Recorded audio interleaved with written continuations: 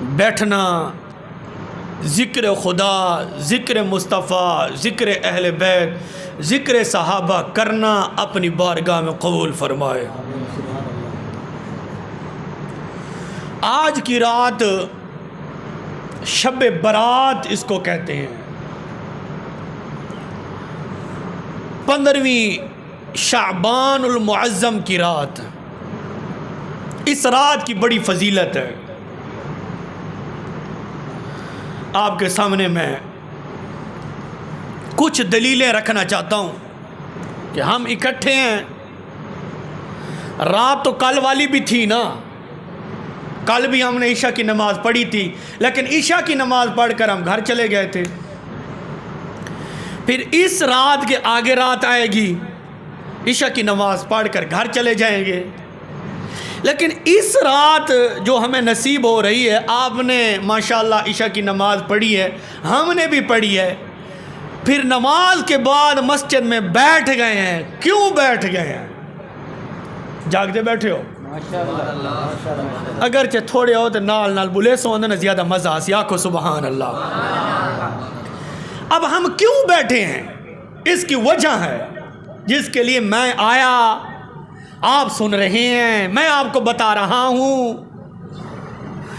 اس کی وجہ یہ ہے، یہ میرے ہاتھ میں ہے اشرف الفتاوی، اور یہ ایک مولوی کا بھی لکھا نہیں ہوا ہے، 3 بڑے بڑے علامہ ہیں ان کا لکھا ہوا ہے۔ کچھ لوگ یہ بھی کہتے ہیں کہ یہ اہتمام نہ کرو، اکٹھے کیوں ہوتے ہو، یہ بدعت ہے۔ کچھ لوگ یہ بھی کہتے ہیں اکٹھے کیوں ہوتے ہو، اجتماع کیوں بنایا ہے، کہا کہ یہ بدعت طریقہ۔ کچھ لوگ یہ بھی کہتے ہیں اگرچہ نہیں کہنا چاہیے، ان کا کہنا غلط ہے۔ کیوں؟ اس رات کی فضیلت خود حسین کے نانے نے بیان فرمائی ہے۔ وہ کیسے؟ آج میں رات ایک مولوی صاحب کا کلپ سن رہا تھا، کراچی کا مولوی صاحب تھا، وہ کہہ رہا تھا کہ یہ بدعت ہے، عبادت کرنا، نوافل پڑھنا، روزہ رکھنا، یہ رسول اللہ سے ثابت نہیں ہے۔ میں نے کہا رسول اللہ سے ثابت تو یہ بعد کی بات ہے، پہلے تو میں تمہارے دادے تے ثابت کرتا ہوں کہ روزہ رکھنا، نوافل پڑھنا یہ رسول اللہ کا طریقہ ہے۔ بول چا سبحان اللہ۔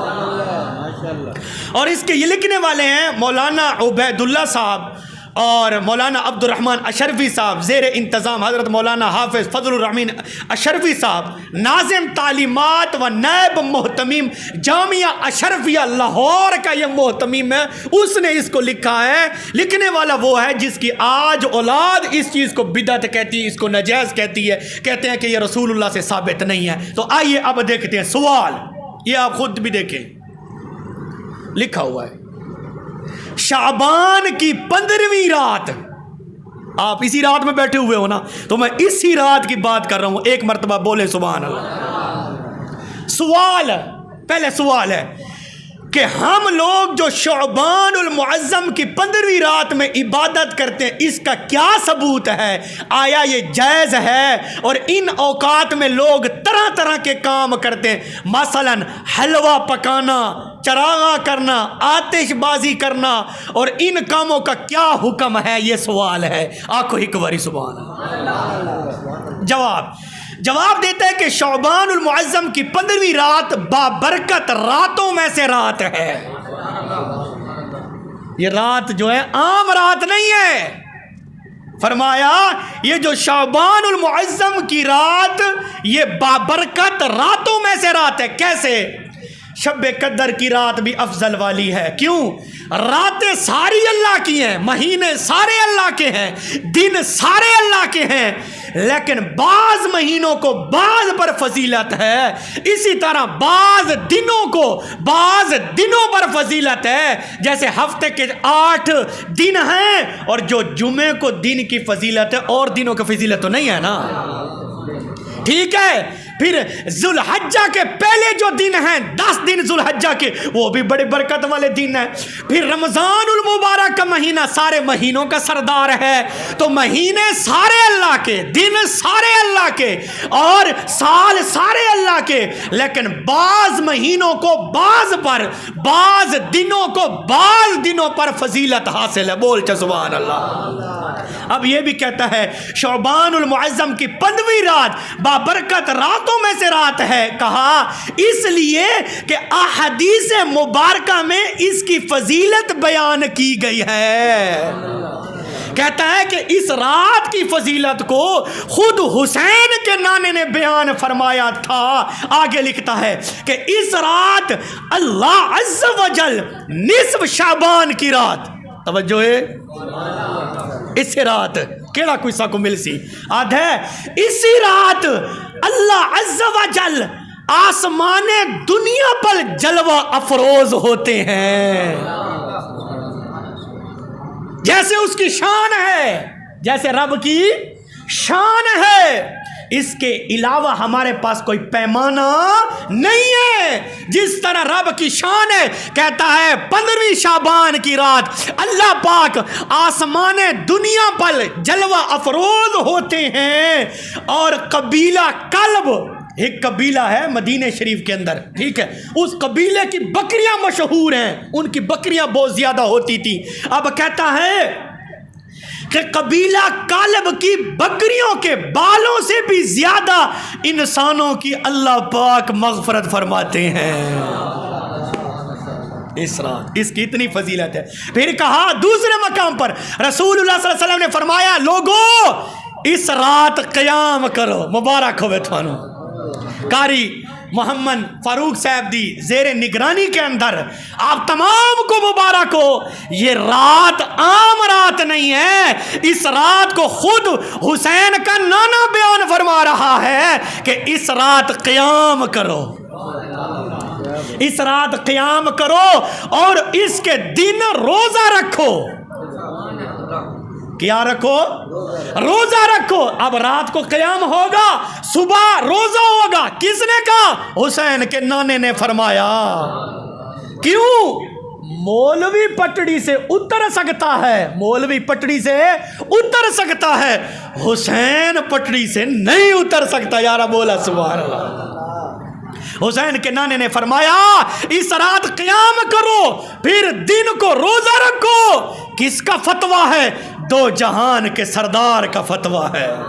پھر کہا کہ روزہ رکھو۔ اللہ رب العزت غروب شامس کے وقت، غروب شامس کے وقت آسمان دنیا نزول فرماتے ہیں، اور اللہ پاک ارشاد فرماتے ہیں ہے کوئی مغفرت طلب کرنے والا؟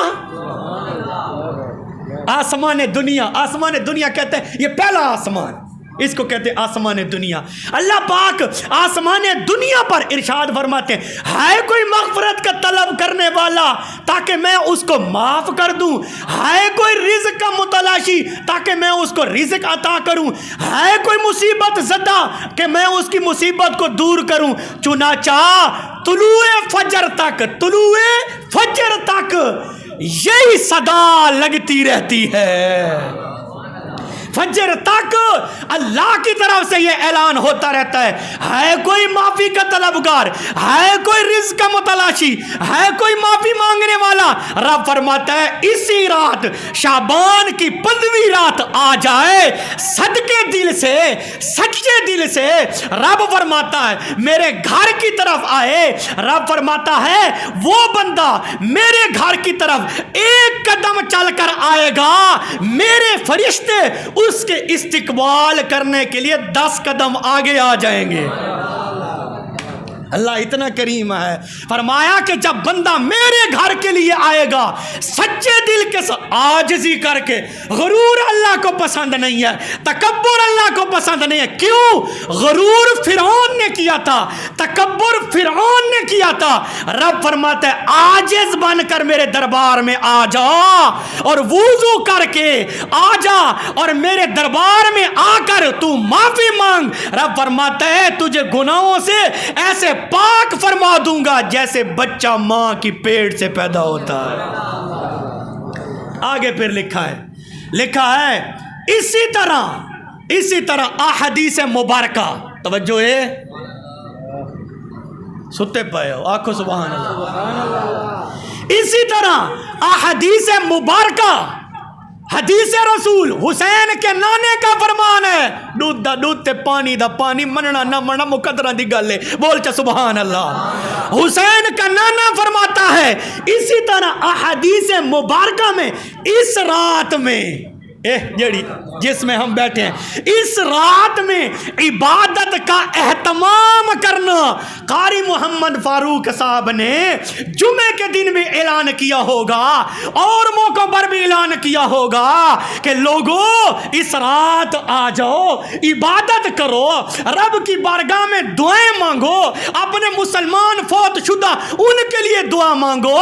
تو قاری محمد فاروق صاحب نے ایسے اعلان نہیں کیا، حسین کے نانے کا فرمان پڑھ کر اعلان کیا ہے۔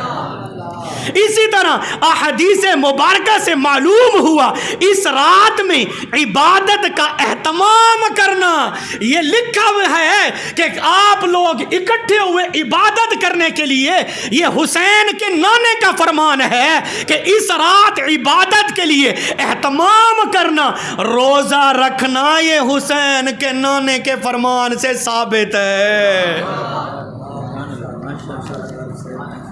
آنکھوں سبحان اللہ۔ یہ بات ہو گئی یہاں مکمل۔ کیوں؟